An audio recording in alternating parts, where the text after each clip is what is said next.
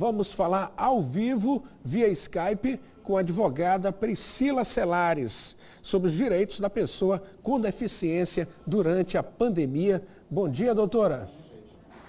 Bom dia, Soares. Bom dia a todos e todas que nos assistem. A senhora aqui nessa entrevista também representa uma comissão importante da OAB, que é a Ordem dos Advogados do Brasil. Sim, a Comissão dos Direitos da Pessoa com Deficiência da nossa seccional. Aqui no Maranhão, a senhora poderia dizer qual o número de pessoas com deficiência? Então, aqui no Maranhão nós temos aproximadamente 1.800.000 pessoas com deficiência. Agora, com relação à contaminação pelo coronavírus, infelizmente nós não temos esses dados, né? E aí é uma pergunta que a gente gostaria de fazer para o próprio poder público, né, estadual e também em todos os municípios, porque todos os dias nós temos a divulgação dos boletins epidemiológicos e, infelizmente, o número de pessoas com deficiência contaminadas pelo coronavírus não aparece, assim como, infelizmente, também não aparece em outras categorias que compõem a nossa sociedade, né? Como, por exemplo, a população LGBT+, como, por exemplo, os quilombolas, os indígenas, pessoas que vivem com HIV. Então, assim, é muito importante que a gente fale sobre isso hoje, porque para que a gente consiga atender de forma eficiente a todos dentro da política de saúde, a gente precisa identificar quem são as pessoas que estão contaminadas, em que situação estão, até porque nós temos os protocolos ministeriais relacionados ao atendimento à pessoa com deficiência, e para que isso seja aplicado da melhor forma, a gente precisa saber onde estão as pessoas com deficiência, para que cheguem também aos órgãos gestores da política essas informações, para que possam acompanhar, para que o próprio movimento social possa acompanhar. Então, infelizmente, assim, hoje ainda é algo que nos preocupa bastante, o fato de não termos no boletim epidemiológico a categoria das pessoas que estão contaminadas. Infelizmente, só estão sendo identificadas as condições de gênero e idade, mas os demais itens, né, que seriam fundamentais, infelizmente não estão sendo. Doutora Priscila, a senhora poderia também dizer se as pessoas com deficiência estão tendo direito ao auxílio emergencial? Soares, quando a gente fala sobre o auxílio emergencial, a gente precisa dividir aí dois grupos no tocante à pessoa com deficiência, né? Porque a gente tem o caso de pessoas com deficiência que já possuíam o benefício de prestação continuada e a gente tem o caso das pessoas que requiseram o benefício de prestação continuada antes da lei de regulamentação do auxílio emergencial e que ainda não tiveram seus deferimentos requeridos. Isso no caso das pessoas com deficiência que são beneficiárias, né, da assistência social. Claro que pessoas com deficiência que não recebam o BPC vão receber o auxílio emergencial desde que preencham os devidos requisitos legais. Aí por que eu fiz essa separação antes quando falei sobre as pessoas que recebem ou não o BPC? Porque tem havido muita dúvida das famílias com relação à concessão do auxílio emergencial. E aí a gente precisa esclarecer que a lei traz expressamente um impedimento para que as pessoas que são titulares do benefício de prestação continuada, que é o benefício assistencial pago tanto para a pessoa com deficiência quanto para a pessoa idosa em situação de vulnerabilidade, né?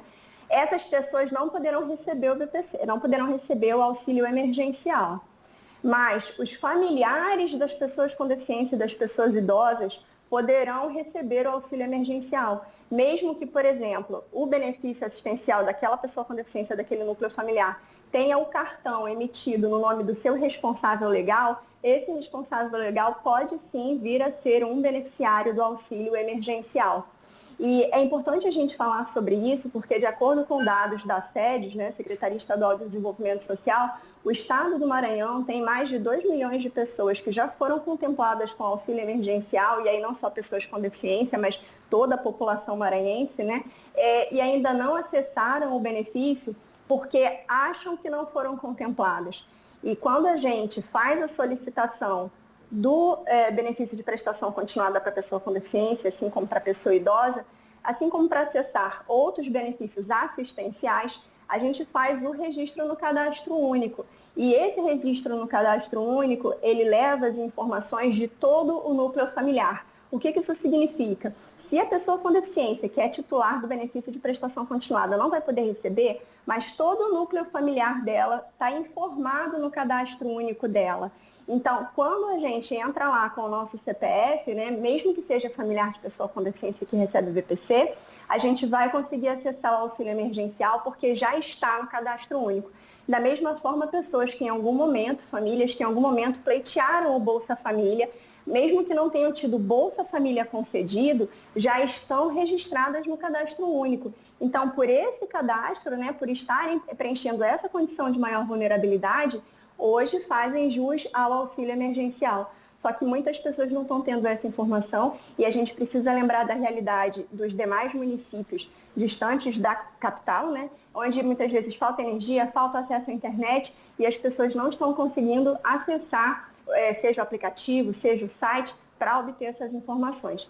E para finalizar, com relação aos requerentes do BPC, que foi a divisão que eu fiz inicialmente, é importante a gente destacar que quem fez o requerimento do BPC, no caso de pessoa com deficiência e idosa, antes da publicação da legislação, mas não tinha ainda obtido resposta, se estiver preenchendo os requisitos, o INSS já está pagando auxílio emergencial para essas pessoas, que é como se fosse a antecipação de parte do seu benefício.